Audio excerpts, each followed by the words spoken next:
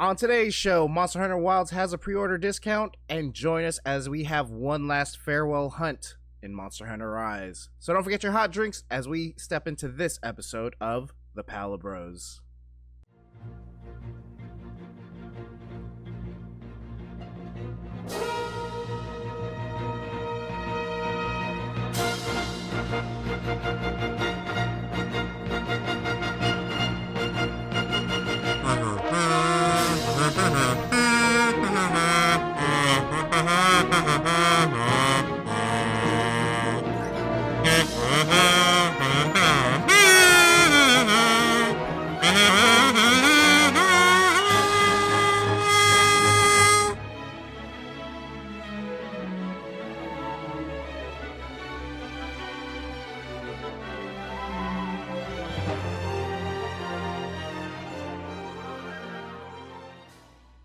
What's up, everybody, and welcome to episode 4 of the Palibros, a podcast where a group of friends get together to talk about anything and everything Monster Hunter. Of course, I am one of your hosts, and the first to cart, Patrick Jovez. Alongside me, we have the Mixette Maniac, Brian. How's it going, guys? And we have So Tasty, Ryan. Delicious. Delicious. If you guys have noticed, we do not have Max here. For those who are wondering, he had posted a quest to the quest board, and we had not readied up yet, and he just started the quest, so now he's out there fighting Kungalalas and delivering raw meat to people. So what you're saying is he got an early review copy and he didn't let us in on it? Yeah. Who would have known? Man. An early review copy, and somehow he's door dashing in Monster Hunter Wilds. Yeah. He's like bringing people some raw He's meat. actually in the desert right now, just fighting real monsters. Oh boy. Honestly, not wrong. But before we start the show, I just want to give a huge shout out to a fellow kind of funny best friend, Creed. He's been on a bunch of kind of funny streams and stuff like that, and he listens to the show apparently, and he said we saw each other on a stream earlier this week, and he was like, "Hey, you're killing it on the Palibros." So Creed, thank you so much for the support. It means a lot to all of us here, and And to all of our other listeners, we don't love you. Yeah, not as much as him or her or them. But anyways, let me remind you that this is the Palibros podcast, where each and every episode we try to keep you up to date on the latest Monster Hunter news, play Monster Hunter trivia, and in general talk about one of our favorite franchises. So don't forget, you can get each and every episode on YouTube.com, Spotify, and a variety of podcast services. And if you like that, please consider liking, subscribing, sharing this video with friends, and hitting that bell icon to help support us and to know when each of the latest episodes are posted. With all that out of the way, let's begin with the latest in Monster Hunter news. Today in Monster Hunter news, we have 3 stories. Our first story, Monster Hunter Wilds is already having a discount ahead of launch. Here's where you can hunt for Capcom's biggest game of 2025 at a cheaper price. This is from Alexander Cope over there at windowscentral.com. Monster Hunter Wilds, one of the biggest, most anticipated entries in Capcom's Monster Hunter series, is almost here. This game aims to bring the franchise to new heights of success with new gameplay mechanics, massive hunting locales, cool gear to craft, and horrifying monsters to slay. It is set to release later this month on February 28th, 2025 for Xbox Series X and S, PlayStation 5, and PC via Steam with an MSRP of $69.99. However, you can get your hands on the PC version for a 16% discount that has reduced the price to $58.79 at Green Man Gaming. Now, I know console erasure, dude. Just absolute slander. Says the guy who got his for free via bribe. My birthday lies like a month before this came out. Yeah, for free. Yeah. Yeah, I mean, I know I've asked you guys in the past, but are you considering pre-ordering now that it's a little bit cheaper? I mean, we have a couple days left before the release date on Thursday. I get paid on Wednesday, so I'm wondering I might just do it. Yeah, I think I'm in that same camp where I've usually been pretty hesitant to pre-order games over the last couple years, just knowing how certain titles have been releasing on PC in particular. Right. But Monster Hunter is a very important game to us, and, of course, naturally, as we're doing the podcast, it tells. But I've yet to do the pre-order, and I think a lot of the reason is there's not much advantage to buying it 6 months in advance versus 2 days before. I think you do get the same pre-order bonuses as long as you get it before it goes on launch. But now that there is this opportunity to maybe even save some money, I could potentially do that. But it opens up that idea of, with these types of services, how much of the money goes to the publishers at this point. Does Green Man Gaming get a cut in some way? I always feel like those gray zone keys, for PC games are always very interesting. So be something to think about. Yeah, you definitely want to support the developers as much as possible, especially it's one of our favorite gaming franchises, and without the support from earlier, we would never get to this point as well. And also it feels a little like dirty, right? Kind of just it feels like you're buying from someone with a trench coat, and you're just like, I got these keys, man, I got these keys. Any game you want. Yeah. Moving on to our second story. You're like, why is it 15% off? What's wrong with it? Yeah. I know, is it broken? The digital copy, you're like, is it corrupted, or what is... Well, the Filipino in me is like jumping. I'm like, discount. Now that, if it was free, I'd be like, what's wrong with it? But I like discount. There you go. Moving on to our second story. Monster Hunter producer says there are more players than ever playing on PC, including in Japan, and that the series' handheld wilderness years prepared them for Wild's day one PC launch and crossplay. This news comes by way of Ted Litchfield at PCGamer.com. Speaking with Games Radar, Monster Hunter Wild's producer Ryozu Sugimoto talked about Capcom's evolving stance toward PC gamers, and some of what it took to make Monster Hunter Wild a simultaneous launch on all platforms with crossplay. Quote, "There are more players than ever on PC, including in Japan," Sugimoto said in response to a question about PC's increasing share of the overall gaming market and Japanese studios' recent efforts to better cater to PC gamers. Quote, "We definitely see room for the series to capture new players who haven't tried it before, if that's their chosen platform. The choice is yours on which platform you want to play with, and then go online and hunt with your friends," end quote. To that end, Wild is not only the first entry in the series to release day and date on PC. World took an extra 8 months, and Rise was initially a Switch exclusive. It's also the first entry to support full platform-agnostic crossplay. Even major games like Fortnite... Blessed. Yep, that's a huge one for us over here. Especially me, yeah. Even major games like Fortnite, Destiny, and Baldur's Gate 3 struggled with the technical demands and obstinance on the part of platform owners this entails, with crossplay taking a long time to come to each of those games. In another conversation with Games Radar, Sugimoto talked about how the team's experience with the earliest online console gaming and handhelds like the PSP prepared them for modern networking challenges like universal crossplay. Quote, "Even if you wanted to play the game, having a sufficient broadband connection and equipment to connect your console to the internet was not necessarily a given back then for most consumers," end quote. Sugimoto recalled of the series' PlayStation 2 days. Switching focus to the PSP and eventually Nintendo 3DS, quote, "kind of helped us deal with that lack of infrastructure, and in the meantime, infrastructure caught up. The work we did on making the game work on portables with local networks really benefited the design of subsequent online games. So it definitely wasn't a diversion. It was more like just a realistic approach to catering to the needs of players given the limits of infrastructure at any given time," end quote. Don't expect to play this one on a modern handheld like the Steam Deck, though. Even with the series on the go pedigree, Monster Hunter Wild's benchmark has been utterly humbling our PCs. Monster Hunter Wilds releases on February 28th. Yeah, a lot to unpack there. Yeah. Starting with just the PC population of players and that increase.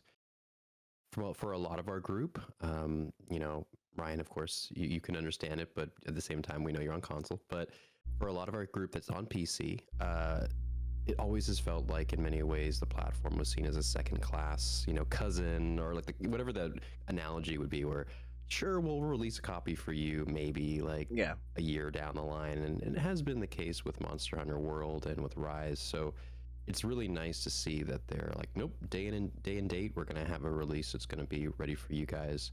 And the fact that we're getting the crossplay too on day one is huge for our group. So we're really excited about that.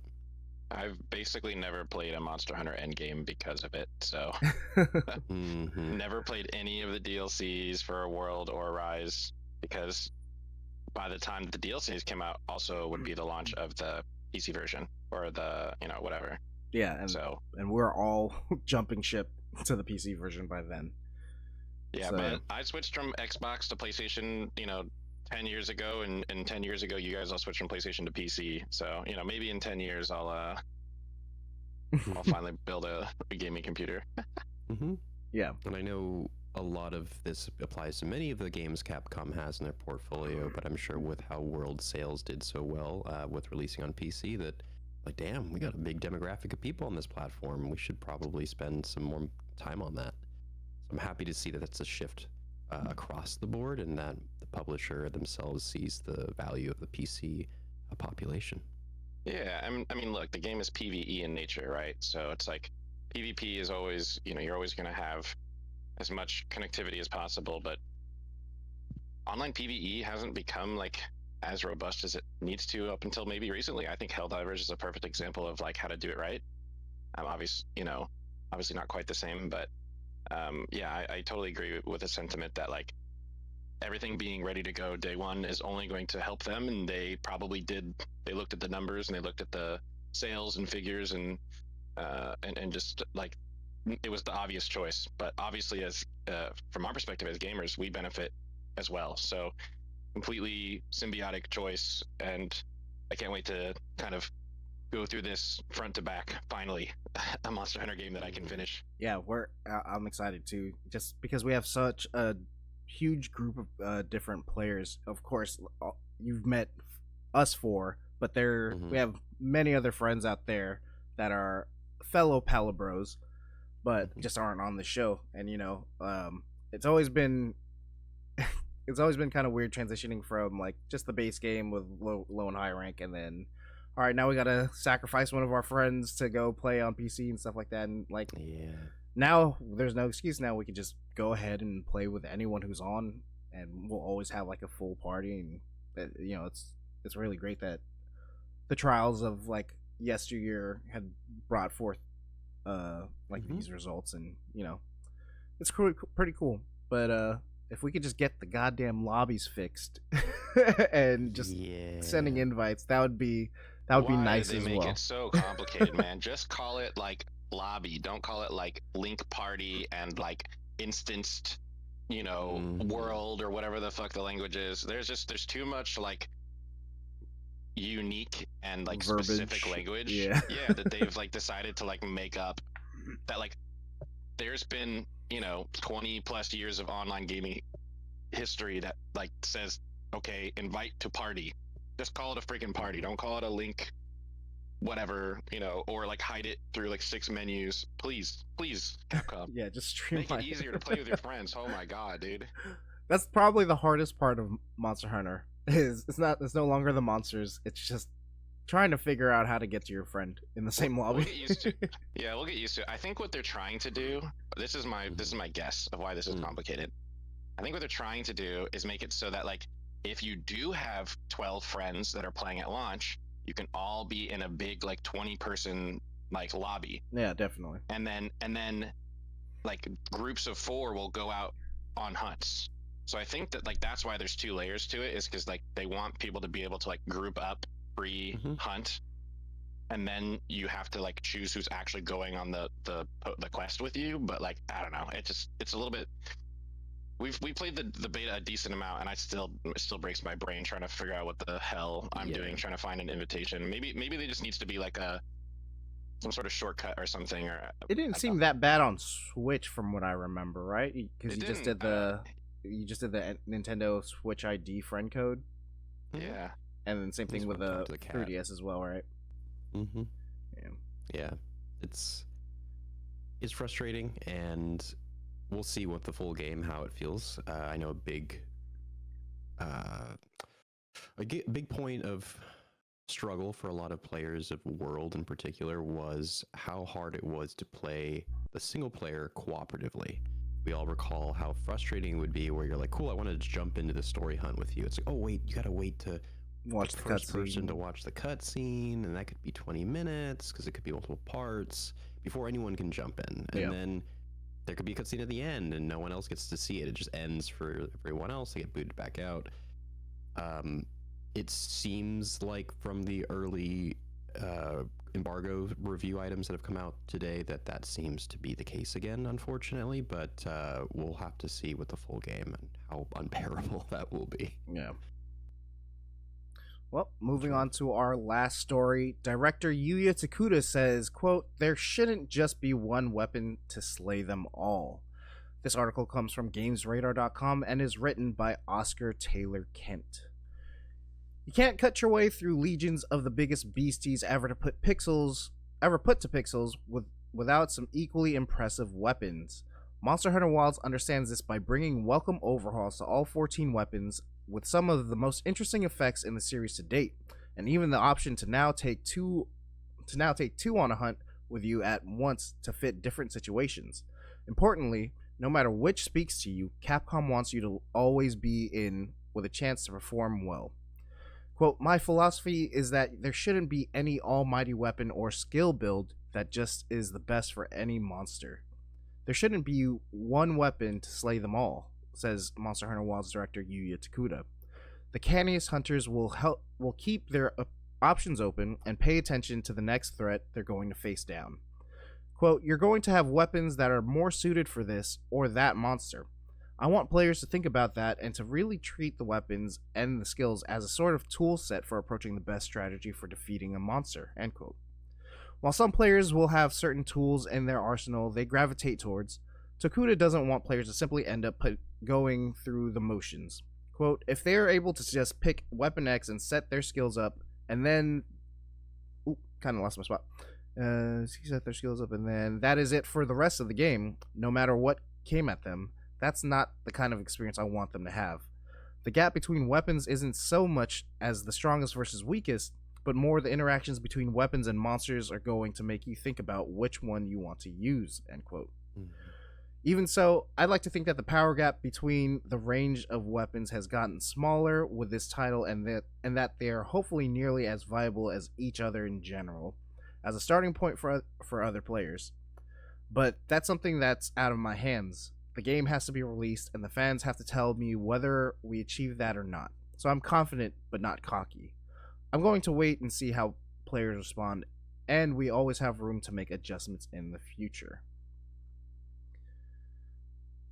That's all well and good, but have you seen the longsword lately, director? Keeps getting better. It's just, you can't beat it, man. I think we kind of, it's funny because you kind of see the same thing actually from other Capcom developers. You see that in their Street Fighter division. You know, it's huge in fighting games. You don't want to create an OP, there's never an intent to create just an OP character, like one that beats every single one. Mm-hmm.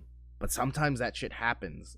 Like, there's entire games, Marvel vs. Capcom 2, you have the 3 top tier, they're not even top, they're god tier. Magneto, Sentinel, Storm, or Magneto, Sentinel, Psylocke, at the highest of the highs of that game, they are like there's no reason to pick anyone else. Mm-hmm. And so it's just like you said, you kind of have to wait for actual players to reach out there, because then you get to actually see how people break the game. Mm-hmm. The intent is, we'll have all these balances and everything is as viable as another weapon, But no, you're gonna find out pretty soon. I would say by the end of the week. Which There's a favorite child. Yeah, there's definitely gonna be a favorite child. Thinking about the dual weapon thing from the article too, I really like, the idea of the versatility it brings. I don't know if it was like an article I read or just a comment, but like people being like, oh, it gives you that, or maybe something you guys said, like, oh, we can play close range or long range and switch it up on the fly. But what I really think the big advantage of this is as a greatsword user, maybe I finally do get into longsword because I have a free slot. Yeah. And so the idea that you have kind of like a gimme where you can like try something you're really uncomfortable with, or you're kind of curious about, you always can have your main weapon in the back. You can always swap out. So I think it'll really kind of like personally broaden my horizons, but I think a lot of people will find themselves experimenting a lot more, and that's amazing because again, like the developers say, like there isn't one penultimate weapon. I mean, obviously longsword aside, but this will give people a lot of options to, I don't know, maybe I become a hunting horn main. That's the plan. We're all gonna be hunting horn mains. But that second slot, it might be one of the best quality of life features. This might be a hot take. This might be one of the best quality of life features that they've implemented in the last couple series. Just, because we go all the way back, like original Monster Hunter on the PSP, and there was just so much crap, like, going to your farm and like mining extra ores and stuff, and I liked it then, but I don't miss it. I don't miss the separate like village stuff where I got to go grow my own honey and all that stuff.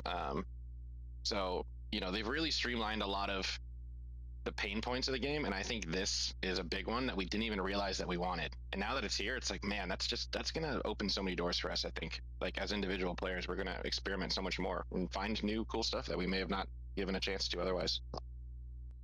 Yeah, definitely. What also it brings to mind is I was actually playing Generations on 3DS earlier today, and I did one of those like triple threat quests. Like I was facing Arzuros, a Tetsukabra, and something else, and it was a Daimyo Hermitor, and I was just like, wow, I'm doing all this with a charge blade. It just so happens that I'm pretty good with the charge blade. I know all like my guard points and all that stuff like that, but seeing how this could evolve into Monster Hunter Wilds, I'll be able to face like 3 different.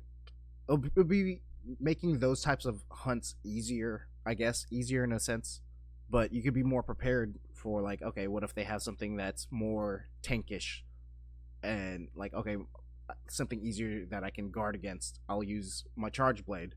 Oh shit! Now there's a second monster. It's like the Yangaruga, and it's a lot quicker and just like always just screaming at you. So like it would be nice to have a longsword to, well, just everyone's going to have a longsword backup. So but you know what I'm saying, like tell me how you really feel. Yeah, it does fit into just being able to prepare for any moment. And I think that is a good change.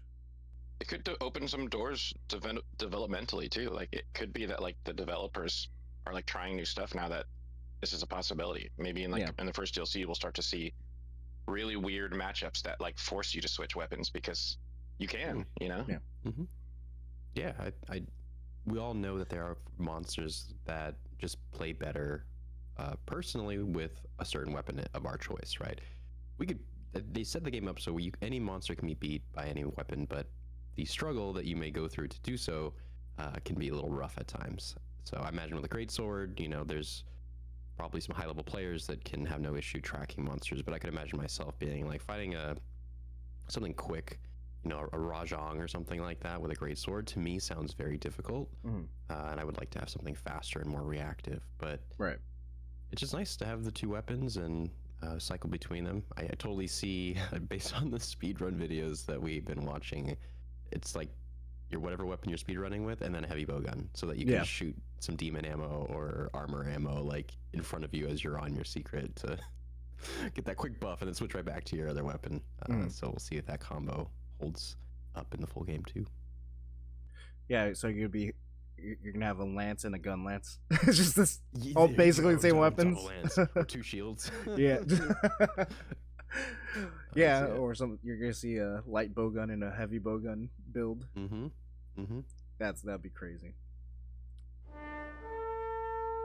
Of course, if you hear that sound, hunters, it means that we're all ready to head into our topic of the show, which is we send off Monster Hunter Rise with a farewell hunt against its title monster, the Magnamalo. For our video viewers out there, it'll be the same deal. You'll see our full hunt on the YouTube side of things, but audio listeners, don't fret. We'll have our post-hunt thoughts playing through the video portion so you won't be left out. Of course, if you guys want to see the entire hunt in its full glory, there will be a separate video on YouTube for all you guys to check out. And if you do, don't forget to hit like and subscribe and do all that good social media stuff. If you do end up there, just leave in the comment section bananas. Bananas. All right, guys, we just got done fighting the Magnamalo, and I gotta tell you, it was just as fearsome and just as crazy as I thought it would be. There was a lot of explosions, a lot of hellfire going on, and a lot of screaming and crying, but that was just mostly on my end. What do you guys think about the fight? Yeah, there were screams on both sides for all of us. I was pretty surprised. I know going into it, I think I was saying, oh yeah, we would have no problem. And yeah, no, we had two out of three carts for Pat, I just remember Pat going like, like, what does this do again? Oh god! Oh shit! Like you were trying to corner figure something out, and Magnamalo just sniped your ass, bro. Oh my goodness! It really felt like storming the beach. Oh, I probably shouldn't say like equate this to like an actual war, but that's what it felt like. It felt like, oh, it's gonna be Candyland. It's gonna be fucking easy. And then as soon as we run into the monster and you hear the monster alert noise, and then it was like all hell broke loose. And it was it was absolutely terrifying. Too bad we couldn't queue up a little SpongeBob, my leg, like some sort of sounds in the background, because it was brutal. I think we went down twice pretty quickly. But like, oh, why is this purple flame on me? Oh, it explodes. Yeah. So, I think all of our muscle memory came back pretty quickly, but yeah, it was definitely like the first like 2 minutes or so was chaotic, and I think I got my butt saved quite a few times by just accidentally being just far enough around the corner. Like he got himself kind of trapped for a second, and that there was a bunch of hits that probably would have KO'd me had I not, cheesed it a little bit by like hiding behind around a corner and just like trying to, pepper him with piercing whenever like the little bit would show out. But like he kept aggroing me. I don't know if it's because like light bowgun is really good at just continuously putting on pressure, and I was just doing good damage, but he was after me at a couple points. But yeah, definitely. It was very, very, very fun to get back into it, especially the namesake monster. Yeah, the title monster for Monster Hunter Rise, the Magnamalo, was. I feel like it was a good way to send off or bid farewell to Monster Hunter Rise. It was a really fun fight. It's crazy how agile you are in this game. Like, I kind of forgot about just how maneuverable you are, especially because Monster Hunter as a franchise has always been kind of cumbersome and tanky in feel, and this one it feels like you're playing like, I don't know, Spider-Man. Yeah, almost exactly. That's exactly right. Yeah, I think it's not to be on the nose, but yeah, you're literally zipping around through the freaking sky, man. Wilds has really, really good maneuverability. All the even the big weapons have like some sort of like dodge or like dodge ability or like kind of like animation cancel thing that you can like really get out of trouble with. But there's just nothing that feels better than literally web slinging your way across the map and then like getting smacked super hard and you think you're toast, and then you just do the emergency wire bug like to get an extra 100 feet away from the monster that's aggroing you. Yeah, that was the muscle memory that kicked in for me. It was like, oh, like as soon as I got knocked on my ass, I was rolling in. I was like, oh, if I press like ZR and B, I'll like zip right out of here. And it's like I didn't even know I knew how to do that again. I was just like, nope, I've done this enough times to know that I can get the fuck out of here. I'll be curious too to see like how we'll feel with the kind of similar moveset with Wilds, where you can use the Sacred to kind of get out of free, or to get out of jail free real fast. Something that I think a lot of people are worried about, myself included, is that the wire fall was pretty balanced, right? It would consume one of your wire bugs, which took some of your damage away, and you were vulnerable. If you used the wire fall incorrectly and a follow-up attack came in, you were done. Whereas with the Sacred, it's just you get iframes the entire time. You can use it whenever you want. There's no downside. So it'll be interesting to see how the community approaches its use over time. Just a quick tidbit also. I just found out that dismounting on a Secret with a longsword is a counter. Yeah, I found that out this morning, and the first comment was like, "Great."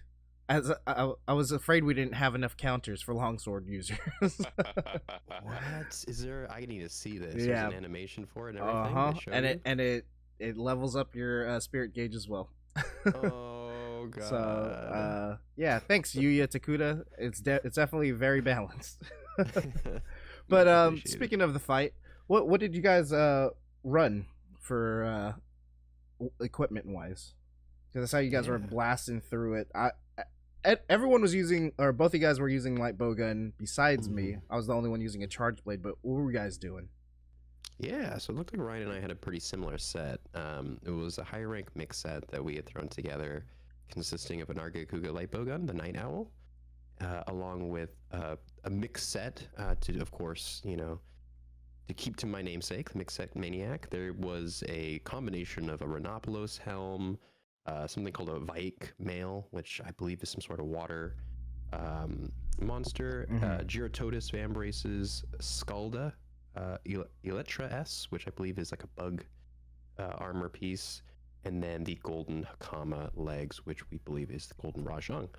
So it was a very unique blend. It gave some pretty good skills, if I recall correctly. When I look at some of the status stuff we had here, we had some combination of crit boost, weakness, exploit, pierce up, attack up, recoil down, even some rapid fire. So there's a lot of damage boosting glass cannon kind of stuff. So we noticed pretty quickly though that if we got touched, or at least in my case, Ryan, you didn't go down, but when I got touched, it was like most of my health was. There was a couple times we got close. Yeah, I was running the same set as you, and of course, I had to make it look good with the layered armor.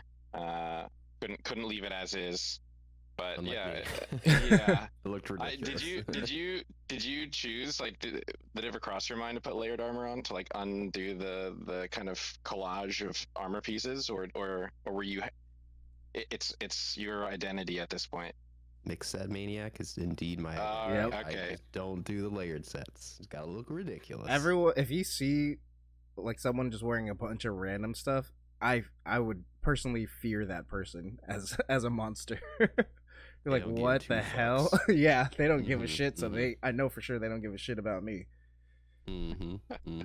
But yeah, so for this fight, I was being my charge blade main self. I ran in there with a charge blade. I had significantly less hours in this game because we found out doing some math and stuff like that. Yeah, my daughter was turning 3, and then my son would be born later that year. So I had significantly less time playing this game. So I had kind of very basic high rank armor set, which consists of all Volvidon Helm S, or Volvidon S. Roly poly boy. Yeah, such a good monster. And then I was running the Gale Sickle charge blade. It had white sharpness, does 140 attack and 15% affinity.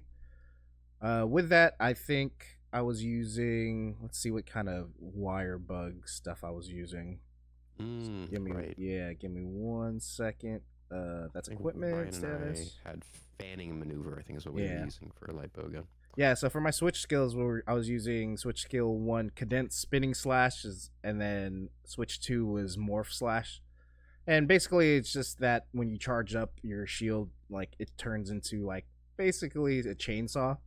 And that's stuff that you guys will see in the video. That's why I love Charge Blade, dude. It's a sword and shield at first, and then it turns into, like, a fucking monster after. You're like, what the hell is this? It's so much fun. But yeah, the skills I was running on that build was paralysis attack level 3, evade extender level 3, rapid morph 3. Then I had some bludgeoner, flinch free, and jump master.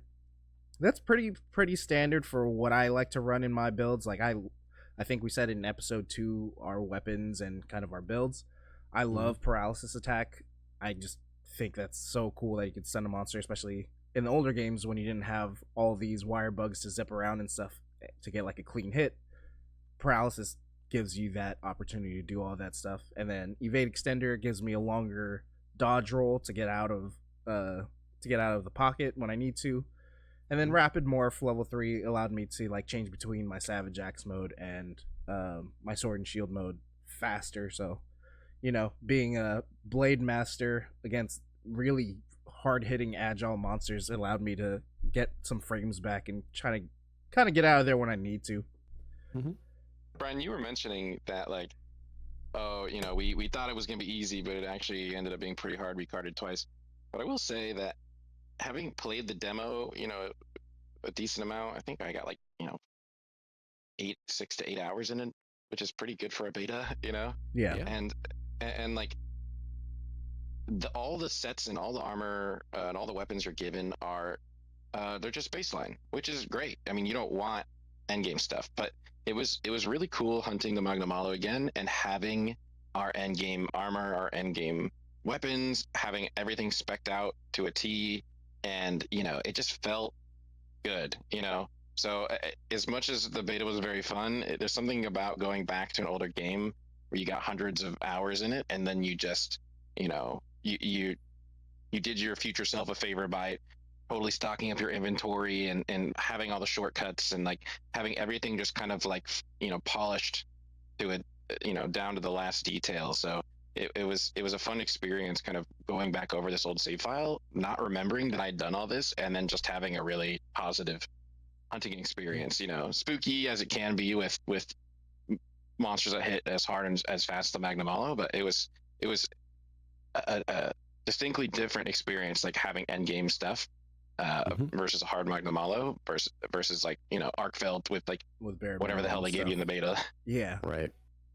The preparation aspect of the game has always been huge, and it was nice to be able to look at our sets and see what felt right for that fight. So I agree. It was really nice to come back to that, and looking forward to doing that again in the full game for Wilds when that does release pretty soon here. Though you had mentioned, Brian, the little health and stamina oopsie that we made. Yes, we forgot about that gameplay loop of needing to spend a few minutes getting those health endemic life to get that last third of our health bar. We're just like, damn, we're missing. I thought I ate food. Why is my health bar so low? Yeah, I noticed that too when we first loaded into the area. I was like, wait, why does my bar seem so short? And there's like a beige bar that's like all the way across the screen. I'm like, but it's not all the way there. And then we just jumped into the fight, and it was like every hit was like, oh my god, I'm going to die. Critical health the whole time. Yeah, I think that was helpful as we were going about halfway to 3/4 of the way through our hunt, was seeing some of those endemic life and picking them up on the way. I know I grabbed a couple, and that may have helped me in the end if I didn't have those otherwise. Yeah, definitely. Well, in general, it was such a great like way to send off, Rise into Wilds. Like, although I will miss all the Spider-Manning everywhere. Yeah. Kind of wish I'd left that in my memory, because now I'm gonna feel like I'm gonna miss it. But you're gonna feel so slow. they do such a good job of Wilds of like really filing down all the unnecessary stuff. Each game they've done it, like they've really made quality of life so much better. But it's still cool to go back to some of the old ones. I know you just played some Generations last week, and but to play the most modern Monster Hunter going into the the new release was a great idea. I'm glad you got us all together to do this, Pat. Yeah, man. Thank you guys for coming through. This was an absolute blast. Like you mentioned, I was actually playing Generations earlier this morning, and got like, it is night and day just how agile you are. Like, I feel like I'm walking with cinder block like shoes, in generations as opposed to You this. gotta claw the camera and everything. Oh still. yeah, it is tough. I mean, we lived through that, and that's the asylum we grew up in. So, so these newer Monster Hunters, they can't even fathom the things that we've seen. But You can't bring us down with your removal of the wire bugs. We've suffered much worse. yeah, Mm-hmm. yeah. Mm-hmm. But yeah, I'm definitely looking forward to the release this week, and like it was really great being able to use like our quote unquote end game sets. You guys got to use yours. I got to use basically mine. But I'm looking forward to that journey again with Monster Hunter Wilds, and starting from the very bottom and figuring out what I want to do, what I want to build, and use all the new mechanics that they have as well. And yeah, like this is just the game. This was just like the perfect way to send off a seminal game in the series, and yeah, I just had so much fun with it. So thank you guys again for joining us on this hunt, Yeah. and Mm-hmm. I guess we'll see you in the wilds. Looking forward to it. That brings us to the end of this episode of the Palibros. Brian, not Max, Ryan, I want to thank you guys again for coming out for another episode. Of course, fellow hunters, I want to thank you for coming out for watching this episode of the Palibros. And don't forget, if you enjoy this episode and want to keep up with us, you can hit that subscribe button on YouTube, or you can follow us on Spotify or on a variety of other podcast services. Again, thank you so much for watching. We hope you enjoyed the show, and happy hunting.